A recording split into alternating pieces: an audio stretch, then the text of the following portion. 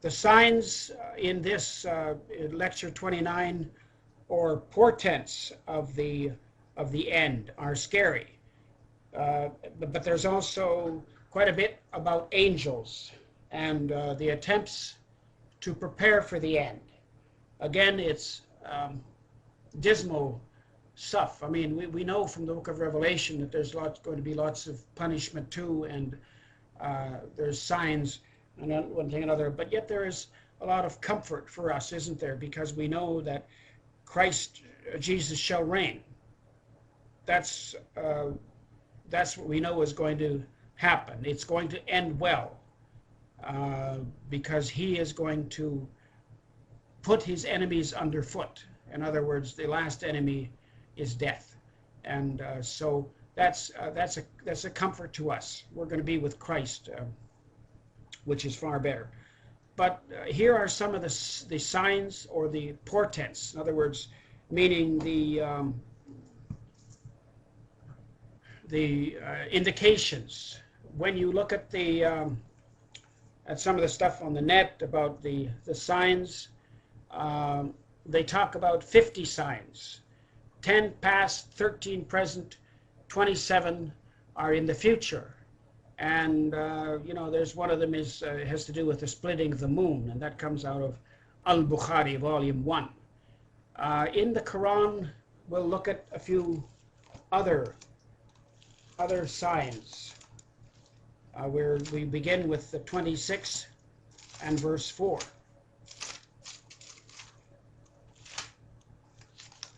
If such were our will, we could send down to them from the sky a sign to which they would bend their necks in humility. So we're talking about signs here. Let's look at 6 and 109.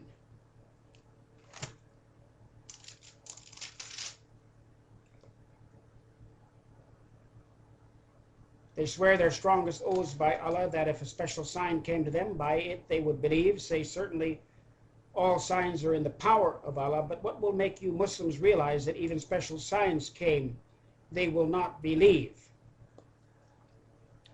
So there are lots of signs that are mentioned in the Quran, and definitely the end is, while we're in that chapter, let's go to 6 and 37. 6 and 37. They say, why is not a sign sent down to him from his Lord? Say, Allah hath certainly power to send down a sign, but most of them understand not. So the Quran talks a lot about signs. Here is something out of the Hadith. Thereupon, he, that is Muhammad, said, it will not come, that is the end, will not come until you see 10 signs before.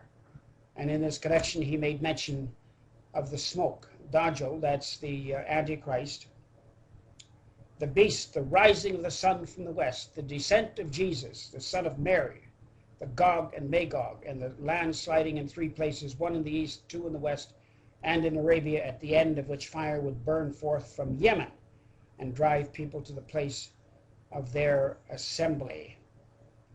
So there it is again, the descent of Jesus, the son of Mary, the Gog and Magog. Jesus is there in the end. He's judge, and I think it's quite significant that he is there. There is quite a bit too about angelic involvement, but not the kind of angels that are comforting. In other words, they're scary angels. There is the angel of death. In 661, it says God is irresistible. He is irresistible, watching from above over his worshippers. And he sets guardians over you. At length, when death approaches, one of you, our angels, takes his soul, and they never fail in their duty. So this is irrevocable. In other words, it will happen. The angel of death never fails to take the soul snatcher. What a scary idea it is that the angel of death, in other words, we speak also of the angel of death, and yet as Christians, we know that we don't fear death. Death will be swallowed up in victory. We know that our lives are in God's hand. We live and we die in that confidence.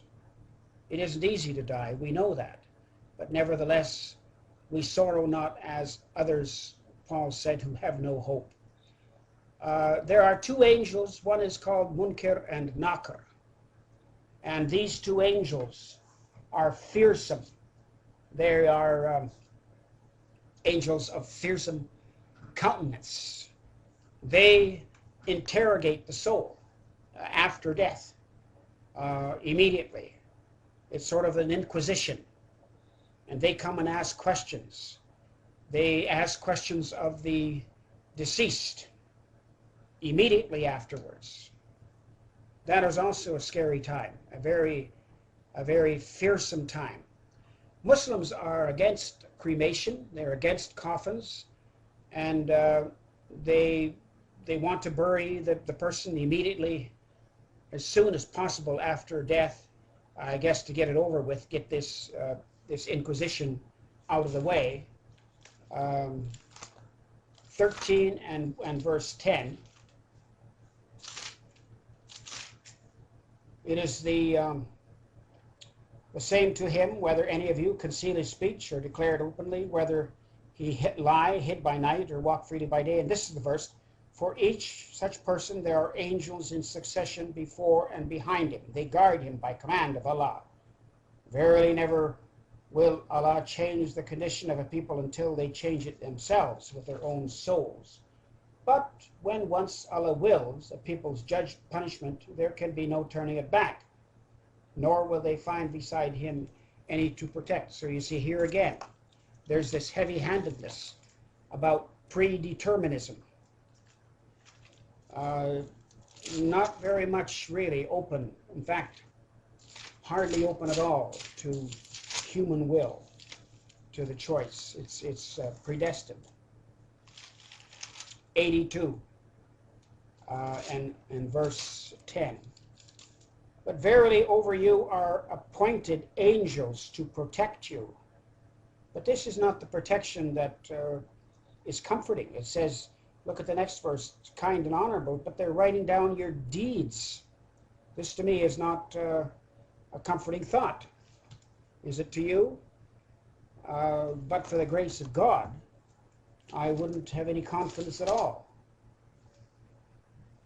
Here it is in 661. He is irresistible. I read this verse before. He set guardians over you at length. When death approaches one of you, our angels takes his soul. They never fail in their duty.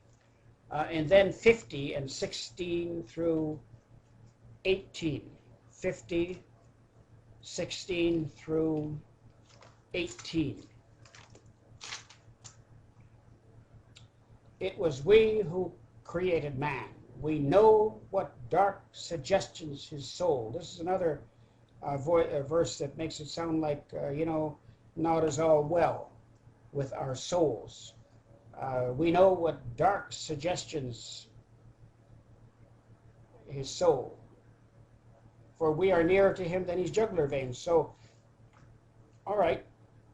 Sufis take great comfort in this, to see, God is closer than our jugular vein. But then it goes on to say, behold, two guardian angels appointed to learn his doings, learn and note them, one sitting at the right, one on the left. So to me, that's no great comfort.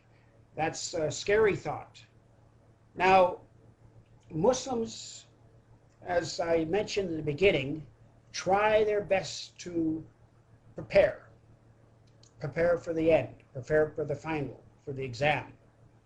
Some Christians, I think, start that too. When they think they're getting to the end, then they start reading their Bible, or they get religious, they get pious.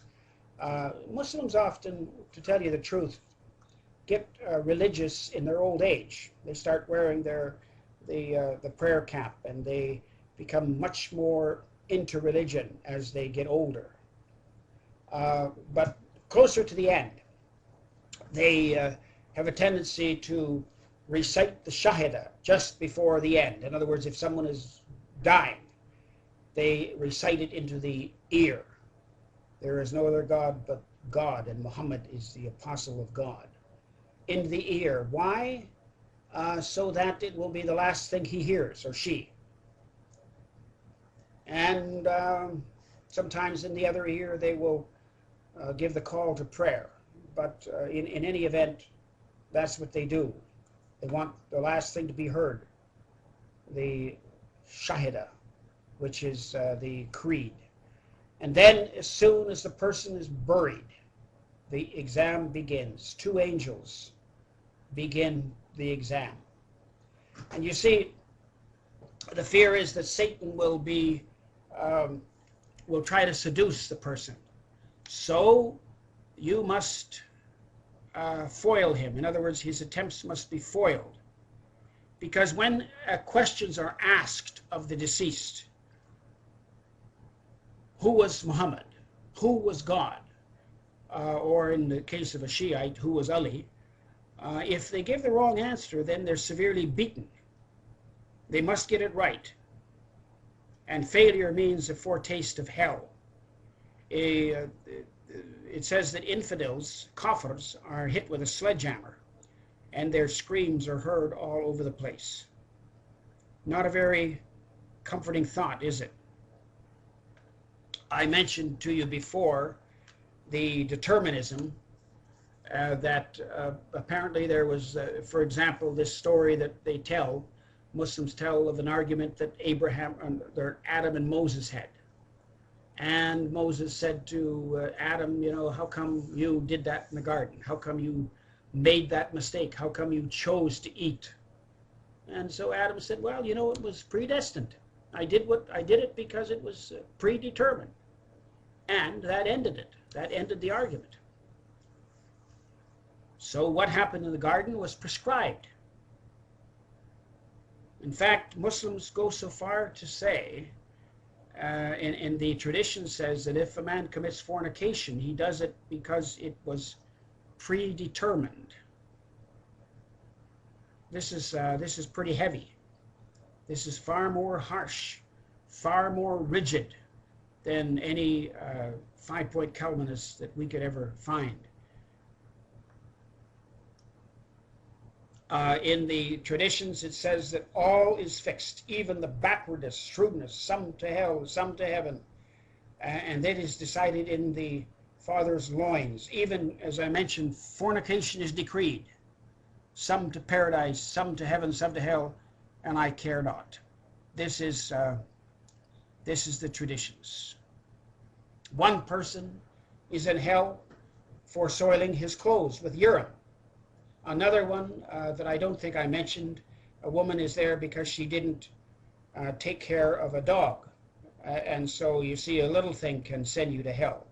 This is why it's so scary. Now, what are some of the other signs? Well, earthquakes and eclipses.